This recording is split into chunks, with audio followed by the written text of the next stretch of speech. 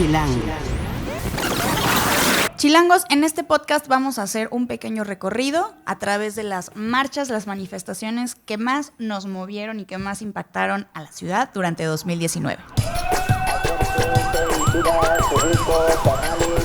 Chilango. Cine, conciertos, restaurantes, antros, bares, historias de ciudad, sexo, teatro, humor. Haz patria y escucha Chilango. Chilangos, como ya saben, una vez al mes dedicamos un podcast a hacerle un poquito de promoción a nuestra revista. Y la de diciembre pues ya salió, es esta que ven aquí. Pero quisimos enfocarnos en un reportaje, bueno, más bien un fotoreportaje que se llama Protestas, una memoria colectiva, que pues a través de unas imágenes nos muestran algunas de las manifestaciones y marchas pues más importantes que, bueno, no más importantes, pero que más nos impactaron a través de este año. Entonces, por eso invité aquí, tengo a mi derecha a Paola Alín. Hola, Diana. Hola. Ya la conocen bien, ella viene de gastronomía, pero pues también nos ayuda mucho en las coberturas de temas feministas, y también pudo asistir a la más reciente, que fue la del 25N.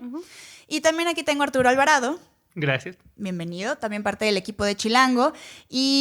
E incluso él es el autor de varias de estas fotografías, de este reportaje. Él ha acudido a muchas de estas manifestaciones este año, en años pasados. Y también hay que mencionar y que darle crédito a María Fernanda Ruiz. Ella también tomó algunas de las fotografías que aparecen aquí, que no nos pudo acompañar, pero pues también vamos a mencionar un poco, vamos a platicar un poco acerca de sus reflexiones. Entonces, pues bueno, empecemos con lo más importante y obvio.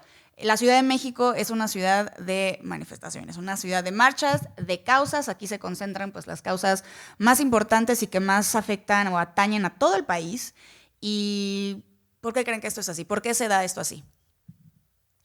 Pues de entrada creo que tiene que ver con la centralización de poderes, ¿no? La mayoría de las oficinas del gobierno federal están aquí, entonces puede haber marchas como la de los taxistas, transportistas, pero también campesinos que vienen a Semarnat a manifestarse.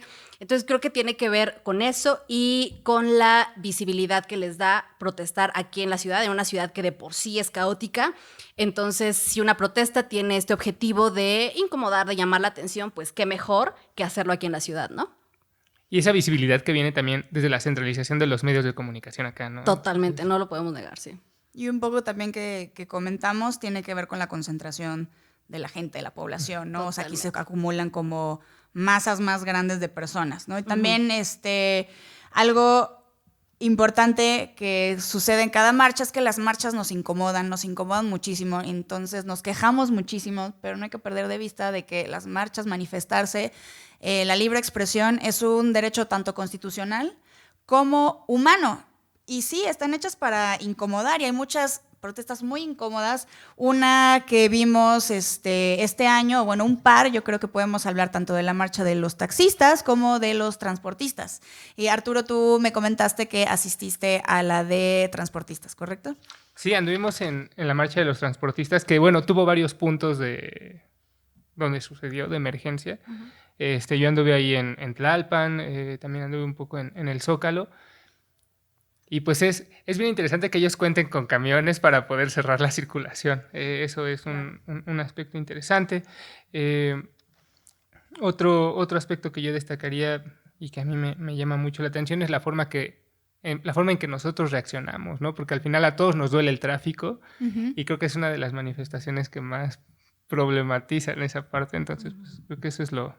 Porque a la de los taxistas, que a esa yo no pude asistir, pero sí anduvo por allá Maffer y bueno, en la revista podrán dar cuenta de una de las imágenes de Maffer.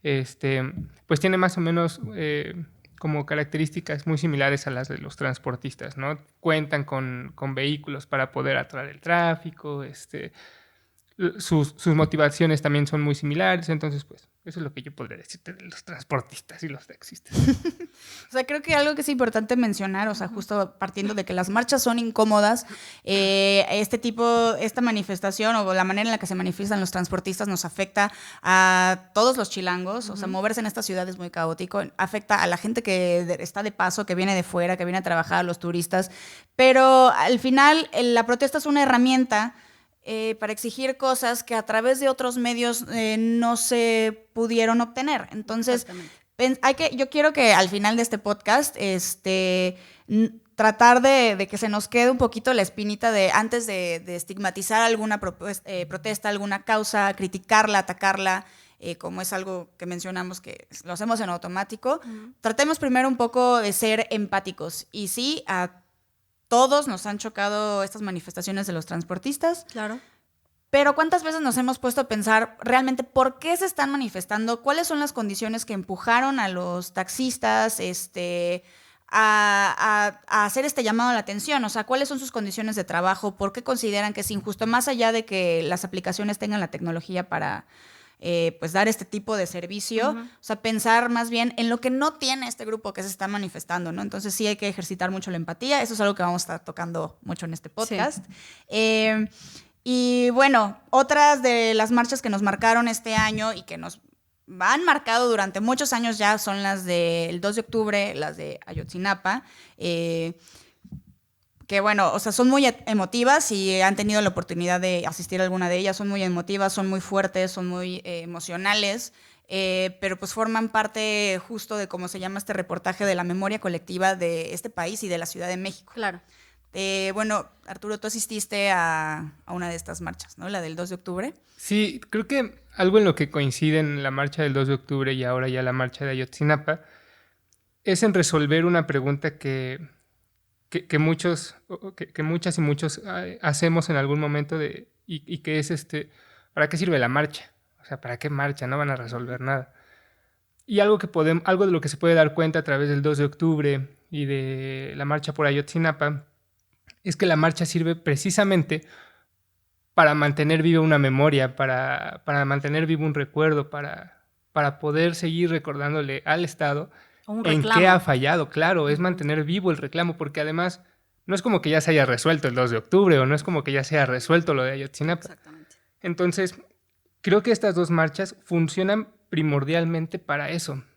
Ya en su constitución, pues, quien haya ido, pues sabe que dentro de esa marcha existen como muchas intenciones y muchos objetivos, ¿no? Están los grupos anarquistas, están el grupo de los ex-estudiantes del movimiento del 68, están los padres de Ayotzinapa, o sea, como que se conjuntan muchísimos propósitos, pero creo que eso también es algo que hace interesante a las marchas, o sea, poder ir y ser testigo de eso, o sea, como de todas las inconformidades que se pueden conjuntar a partir de algo como esto. Yo podría decir que al menos este año en la marcha del 2 de octubre, donde estuvo el Cinturón de Paz, me pareció que fue una marcha pues sumamente violenta, ¿no? O sea, que hubo como muchos altercados. La de Ayotzinapa fue, yo diría, mucho más tranquila, pero también pues tiene sus momentos de caos donde todo se genera. Y bueno, eso es lo que yo podría compartirles de esas dos marchas que creo que contribuyen a eso, a la memoria, claro, a saber que algo pasó y que pues ahí sigue. A mí me gustó algo que tú mencionabas antes, sobre que no necesariamente tienes que ser parte de la causa, pero puedes ir a observar, ¿no? Como un poco, y es parte de hacer el ejercicio de empatizar, claro, ¿no? Sí, totalmente. Creo que sí, justo gran parte creo que de la intención un poco del podcast es como sí poner un poco el dedo en esa llaga de la intolerancia, ¿no? De la intolerancia y más bien como comprender las causas y las motivaciones. Estoy totalmente de acuerdo con lo que dice Arturo de que estas manifestaciones, especialmente 2 de octubre y Ayotzinapa, siguen vigentes, deben seguir vigentes, ¿no? Igual que las protestas por feminicidios o por la violencia machista, ¿no? Sí, hay que recordar que este año se cumplieron 5 años ya de lo sucedido de Ayotzinapa, fueron ya 5 años manifestándonos, sí, y 51 del 2 de octubre, ¿no? Y, o sea, ¿cuántas décadas, cuánto ha tenido que pasar? Y todavía hay personas que critican mucho estos movimientos y lo que está pasando, ¿no? Entonces, justo hay que pensar un poquito empatía, o sea, no nos cuesta absolutamente nada como, no sé, observar, quedarnos callados, así realmente no nos mueve, solo observar y, bueno, ver qué podemos tomar ahí, ver qué podemos aportar ahí. Y ahora yo creo que esta última, la segunda mitad del podcast la dejamos especialmente para hablar como de los dos marchas como... dos tipos de marchas como muy, muy controversiales, muy sonadas en redes sociales. Por un lado, pues las marchas anti-AMLO o FIFI. Por otro lado, las marchas contra la violencia machista o feministas. Yo quiero empezar pues un poco abordando estas marchas anti-AMLO. Bueno, la última sucedió pues el 1 de diciembre pasado, claro. Pues por el aniversario de gobierno que hubo el AMLO Fest y esta cosa, ¿no? Entonces, a mí me llama mucho la atención de que se convocó como una marcha anti-AMLO y sin embargo al final terminó siendo como un despliegue de una comunidad, un sector de la población privilegiado y un poco como burlándose de los que no pertenecen a este grupo, ¿no? Claro. Entonces, ¿realmente se están manifestando en contra de AMLO o solamente están como, no sé, como restregando en la cara de los demás, pues unas cosas bastante discriminatorias? Entonces, bueno, tú estuviste en esta marcha. ¿Qué viste ahí? Cuéntanos, por favor, ilumínanos un poco. Las marchas creo que tienen una dimensión como terapéutica, ¿saben? O sea, es como un espacio donde puedes salir y gritar y expresar tu descontento. Escribía una chica en Twitter algo que me pareció muy interesante. Sí era una marcha contra AMLO, contra su gobierno, pero se convirtió en un híbrido que terminó siendo una marcha contra el comunismo, una marcha una marcha a favor de Levarón, no recuerdo su nombre. Sí. Terminó siendo también una marcha hasta cierto punto como antisistémica, o sea, no sé. También una marcha religiosa. Había quienes gritaban Viva Cristo Rey. Bueno, ok, está bueno, ¿no? Si eso es lo que se tiene que venir a decir, pues está padrísimo. Pero algo que me llamaba mucho la atención y que yo le encuentro relación con las expresiones anarquistas es que son los únicos grupos a los que yo les he visto expresar el concepto de muerte. Uh-huh. Si bien uno hace referencia a muerte a los sistemas, muerte a como todos estos estados, al capitalismo, exacto. Claro. Y los otros hacen énfasis en la muerte ya sujetos, sí. Pues al final sí es un concepto que ambos grupos utilizan y que son grupos que aparentemente pues no tienen como mucha relación, ¿no? Anarquistas, claro. Un grupo privilegiado. Entonces, eso es bien interesante verlo. Eso es muy, muy interesante. Estoy así, me quedé callada. Sí, es muy loco. A mí justamente eso es lo que no me queda claro de ese tipo de marchas, porque no entiendo la causa. O sea, no entiendo acerca de qué es lo que se están manifestando, como acabas de mencionar. Así es una mezcla de nada más es un grupo ahí como expresando o como, no sé, o sea, es como cómo van vestidos, cómo se comportan, los llamados que hacen, los mensajes que muestran. O sea, realmente no están persiguiendo una causa clara, no están como exigiendo, o sea, exigen muchas cosas que no tienen sentido unas con otras, uh-huh. Pero no se ve la causa clara de aquí falta que me atiendan en esto porque no me está dando el Estado, el gobierno, el gobierno no me está dando la atención o el cuidado o la protección que necesito respecto a algo, alguien me está dejando desamparado, o sea, eso yo no lo veo ahí. Entonces, estas marchas que de nuevo, es completamente justificado manifestarse en contra de un gobierno, exigirle cosas al gobierno, al presidente, por supuesto, ese tipo de cosas, de hecho, los alentamos a que se haga, uh-huh. O sea, está muy bien. Pero yo no creo que esa sea la finalidad de esa marcha. O sea, yo creo que más bien va hacia un tipo de amenaza de tengo estos privilegios y este gobierno se ha declarado desde un principio como en favor de proteger a lo mejor intereses de grupos vulnerables, darle preferencia a estos grupos vulnerables y obviamente esto hace sentir como atacado a los grupos que históricamente jamás se han preocupado por hacerles un espacio o un lugar a estas minorías, ¿no? Porque en realidad no son minorías, en cuestión de clases, en cuestión de personas en situación de pobreza no son minorías, o sea, no, de hecho es todo lo contrario. Uh-huh. No sé, Pau, danos un poquito de luz acerca del cuestionamiento del privilegio y lo que sucede aquí. Pues creo que justo como hablábamos un poco fuera del podcast, si bien hay un derecho a la libre expresión, en el caso de esta marcha anti-AMLO, que terminó siendo una marcha por la felicidad de ser fifí o algo así, ¿no? Sí, Creo que un todos vimos por ahí algún decálogo. A mí me pareció muy grave, ¿no? O sea, creo que si bien se debe exigir al gobierno, si bien eso es, pero necesario incluso, creo que terminó un poco denostando el objetivo de la manifestación, ¿no? Creo que cuando tú terminas discriminando a otro grupo u oprimiendo a otro grupo de personas, creo que eso está grave, En el caso de México hay millones de personas en pobreza, ¿no? Que también se despiertan temprano, que también trabajan todos los días y que aún así no son pobres porque quieren, ¿no? Entonces creo que enaltecer como mensaje de la meritocracia, creo que es bastante cuestionable.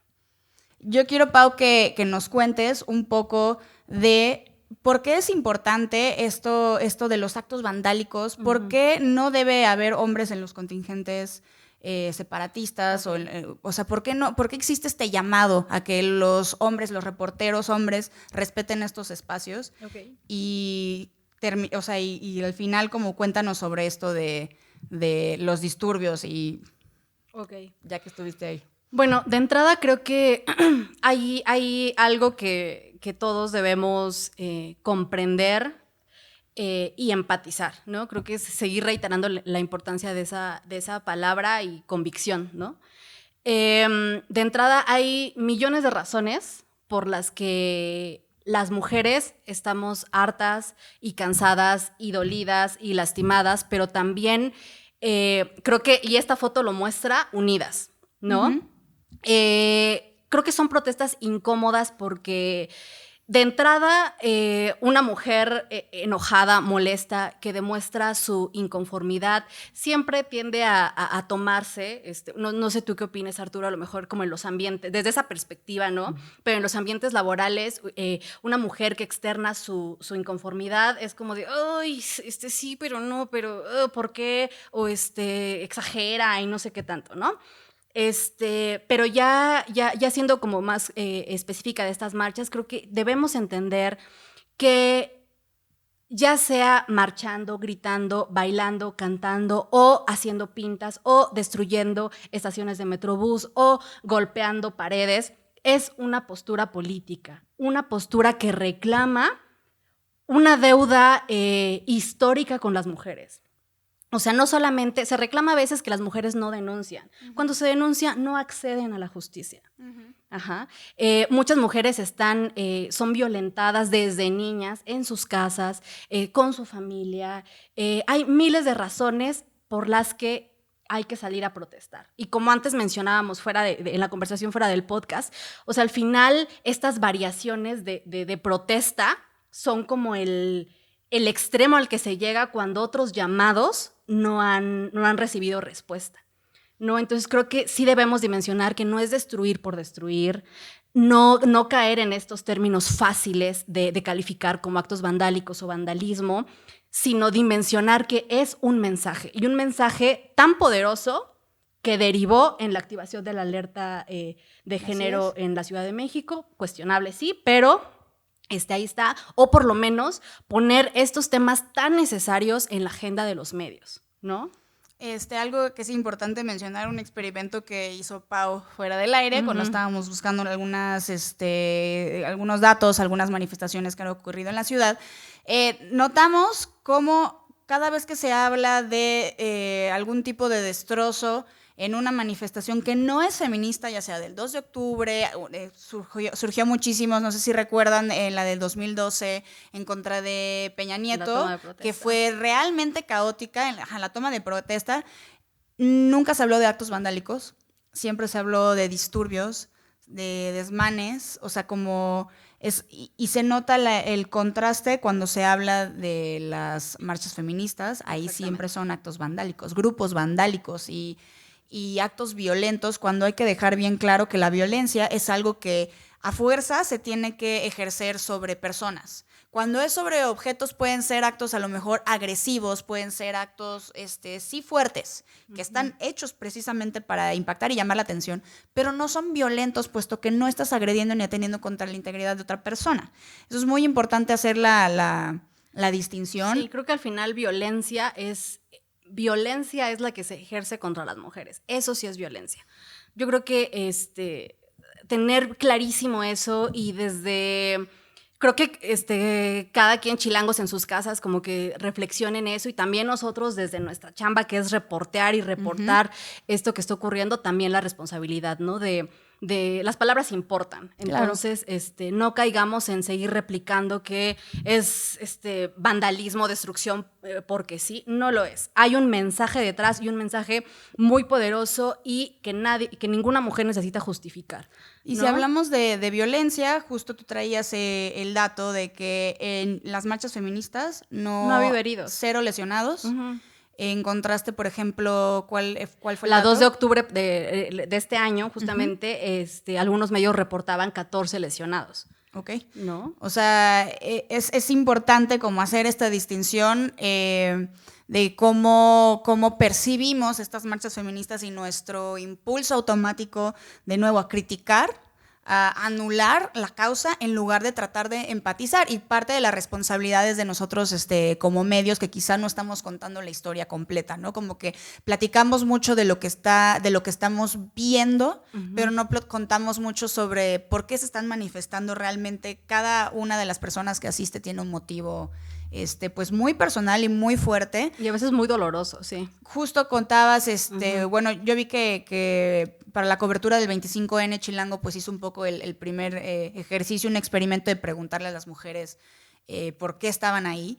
Sí. Y pues algunas de ellas tenían unas anécdotas muy tristes. Claro, o sea, de hecho una persona que encabezaba el primer contingente, que era de crianza feminista, narraba que su hija de 4 años, ella protestaba porque no le quedaba otra cosa que hacer ante la violencia que sufrió su hija de 4 años por parte de su papá, ¿no? Entonces, pues es creo que ya una situación insostenible, y qué bueno que haya organización entre las mujeres y apoyo. Creo que por ahí también mencionabas esta duda de por qué los contingentes separatistas, que por qué, por ahí hubo un comentario en redes que decían que era lo mismo pedirle a los periodistas que se retiraran de los contingentes feministas a haberle pedido a un periodista que se saliera de la marcha esta denominada FIFI. No es lo mismo, hay que entender contextos, hay que ir un poco más allá. Ajá, o sea, en el caso de las mujeres, nuevamente, aunque sea súper reiterativo, pero es una posición política ante los hombres que sistemáticamente son los principales agresores y asesinos de mujeres, ¿no? Entonces, eso no lo podemos perder de vista. Que en la marcha FIFI, por alguna razón, por replicar o por yo no sé qué, hayan quitado a un periodista, eso a mí me parece lamentable y criticable. Pero creo que de este lado, respetar que un grupo de mujeres piden que desde nuestro trabajo respetemos eso, a mí me parece importantísimo. Y creo que como periodistas siempre se nos ha dicho, salvo que hables de un caso de corrupción gravísimo y demás, pero cuando estás hablando con víctimas, ante todo es el respeto por las personas acerca de las que estás escribiendo, ¿no? Y bueno, una de las dudas o de los comentarios que también se escuchan muchísimo acerca de esto de los actos vandálicos es que así no, estas no son formas, y las feministas de antes no se hacía así, y esto no es verdad. O sea, justo Arturo creo que trae algún par de datos al respecto sobre de si esto de la violencia y los actos vandálicos son nuevos o no. O sea, no es verdad. Claro. Esto no es verdad. Sí, las sufragistas en Reino Unido también hacían sus manifestaciones de forma con estos actos supuestamente violentos. Y también hay que dejar claro que este acto caracterizado como violento no es la primera instancia a la que se recurre para negociar con el gobierno. Es ya la consecuencia de muchos actos de negociación que no fueron tomados en cuenta, que son fallidos, que son ignorados. Entonces, ¿qué queda? Bueno, pues esto. Uh-huh. Ahora, a mí algo que sí me gustaría, pues, no sé, también reflexionar a partir de lo que dice Pau, es esta necesidad que tenemos de repensar lo que creemos violento, uh-huh. ¿no? O sea, todas estas intervenciones que se hacen sobre monumentos históricos, todos estos cristales rotos, todos estos daños que se hacen a objetos, creo que urge que los repensemos. Y creo que una buena forma es, bueno, ¿qué produce que ciertos grupos lleguen a esas instancias para manifestarse? Más allá de que si sean grupos pagados, si sean lo que sean, bueno, ¿de qué dan cuenta? ¿Qué significa que existan? ¿No?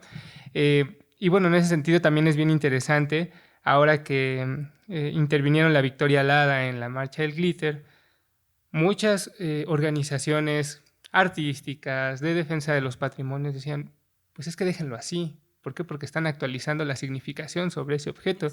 Incluso en muchas concepciones sobre el arte, pues se dice que los objetos de arte requieren la interacción de la persona con quien se están, pues sí, con quien están dialogando, ¿no? Entonces, de alguna forma, esto se vuelve una manifestación artística. Entonces, creo que todo esto pues nos invita a repensarlo, a reflexionarlo de otra forma, a verlo desde otros ojos y principalmente a decir, bueno, ¿por qué pasa lo que está pasando? No hay que caer en esa crítica primaria de simplemente señalar a partir de nociones de ética y moral que, bueno, para este caso no funcionan. Sí. Creo que nos hace falta mucho dimensionar, como tú bien mencionabas, fuera del área, dimensionar las causas. O sea, todas las marchas son diferentes, ninguna es igual. En este caso que nos hemos estado planteando como la diferencia entre atacar un objeto y pues la vida de unas personas, o sea, no sé si sepan, pero el Ángel de la Independencia, la Victoria Alada, ni siquiera es la original. O sea, esta se cayó en 1957 con un sismo y tuvo que ser reemplazada prácticamente por completo. Porque los objetos se pueden reemplazar y el significado sigue ahí. El significado al final es algo que lo construimos, es una construcción social. Pero las vidas de las personas no regresan, no hay vuelta atrás. Entonces, sí es muy importante como tener eso en mente. Es un factor más a considerar antes de atacar, criticar algún tipo de manifestación. Primero pensar 2 pasitos para atrás, pensar qué está pasando, por qué está pasando. Y si a lo mejor tú no te identificas con esa causa, no pasa nada, pero no les metas el pie. O sea, a lo mejor tú no te identificas con ese grupo y esos intereses, pero eso tampoco quiere decir que te estén quitando un lugar a ti o te estén quitando un espacio a ti. Entonces eso es bien importante. O a lo mejor sí, ¿no? En el caso de un sistema machista, ¿no? O sea, también repensar como hombre o desde tu posición qué es lo que te está significando que las mujeres reclamen por algo que es válido, ¿no? Sí, pero a lo mejor te están quitando algo que en realidad, o sea, no es parte de un sistema que tampoco tampoco es bueno para ti. Claro. O sea, lo que voy es, sí es como reclamar un poco de poder y de espacio, a lo mejor, a los hombres, pero no es algo que va a tener contra su integridad física, no es algo que los va a hacer tener una mala calidad de vida, no es algo que los va a poner en peligro, o sea, no es por ahí. Bueno, y otra cosa muy importante de las cosas que siempre surgen a partir de las marchas, o sea, de que si antes era de una manera o no, bla, bla, bla, que si ahora es como más violento. En realidad, yo creo que lo único que ha pasado es la intervención del internet, de ya más canales de poder difundir información. O sea, lo que antes a lo mejor tú escuchabas en un segmento de la radio de 30 segundos, pues ahora son un bombardeo de tweets, de historias de Instagram, de fotografías y como videos en el momento de lo que está sucediendo. Y es muchísima más información de la que se contaba antes. O sea, como que ya tenemos, y es impactante porque sale de nuestro día a día, de la cotidianidad. De repente estás como saliendo de trabajar y, ¡ay, el ángel ya está todo rayado! ¿Qué pasó? Y estás viendo el video y los gritos y el fuego y el enojo. Obviamente te va a impactar y ese es el punto. Entonces, sí es verdad que, o sea, las redes sociales son una herramienta muy importante tanto para convocatoria como para difundir los mensajes, pero también están causando este efecto extraño de que es que ahora es peor que antes. No, seguimos siendo la misma basura de siempre, los seres humanos, o sea, y seguimos también quejándonos y reclamando al respecto. Entonces, bueno, a mí me gustaría, pues, cerrar este podcast con un poquito lo que hemos mencionado en los diferentes puntos que hemos tocado. Chilangos, la Ciudad de México es la ciudad de las marchas y las manifestaciones. Van a seguir sucediendo. Solamente ayer hubo 10. Sí. Todos los días hay muchísimas. Y próximo año será lo mismo. Y la siguiente década también. Entonces, pues no las suframos. Más bien veamos cómo podemos apoyar a los demás chilangos, ¿no? Vemos cuáles marchas podemos aportar, y las que no, pues no entorpecer, seamos como empáticos, nos hace muchísima falta como ejercitar el músculo de la empatía, como se está diciendo ahorita mucho en internet. Y pues eso, no sé, ustedes si tienen algún mensaje, reflexión, llamado a los chilangos. Pues en el caso de, creo que justo lo que dices es un llamado a la empatía, a informarse y considerar que en el caso de las marchas feministas, pues lo legítimas que son, ¿no? Independientemente de si se hace cantando, bailando, gritando con pancartas, rompiendo vidrios, como sea. Hay causas y razones para el reclamo y ahí seguirá, ¿no? Sí, tú decías no las suframos. Creo que yo diría, vamos a sufrirlas. Bueno, sí. O sea, hay que compartir esos espacios. No es lo mismo seguir una marcha desde la comodidad del teléfono, en Twitter, desde un sofá, a estar ahí. Uh-huh. Vamos a darnos chance de estar ahí y ver qué se puede generar a partir de compartirlo de primera mano. Claro. Y lo segundo es, no hay que ver la marcha como algo malo. Uh-huh. La marcha es una reapropiación o una resignificación de un espacio que es público. Uh-huh. Entonces, creo que eso a mí me gusta mucho pensarlo, que es recuperar nuestros espacios, es darles otro significado. Entonces, qué mejor que hacerlo a través de la reconstrucción de un tejido social que la verdad está súper dañado. Y pues ya. Ok, pues muchas gracias, Paola y Arturo. Gracias por acompañarme a platicar sobre estos temas tan delicados, tan emotivos y pues tan importantes para muchos chilangos. Entonces, precisamente por eso no los desestimemos de primera mano. Y pues gracias a ustedes por escucharnos. Si quieren, dejen en los comentarios cuáles marchas han asistido, cuáles son las que más los han movido, por qué no les gustan. Igual se vale como debatirlo ahí. Y pues muchas gracias y nos escuchamos la próxima semana. Gracias. Adiós. Haz patria y escucha Chilango.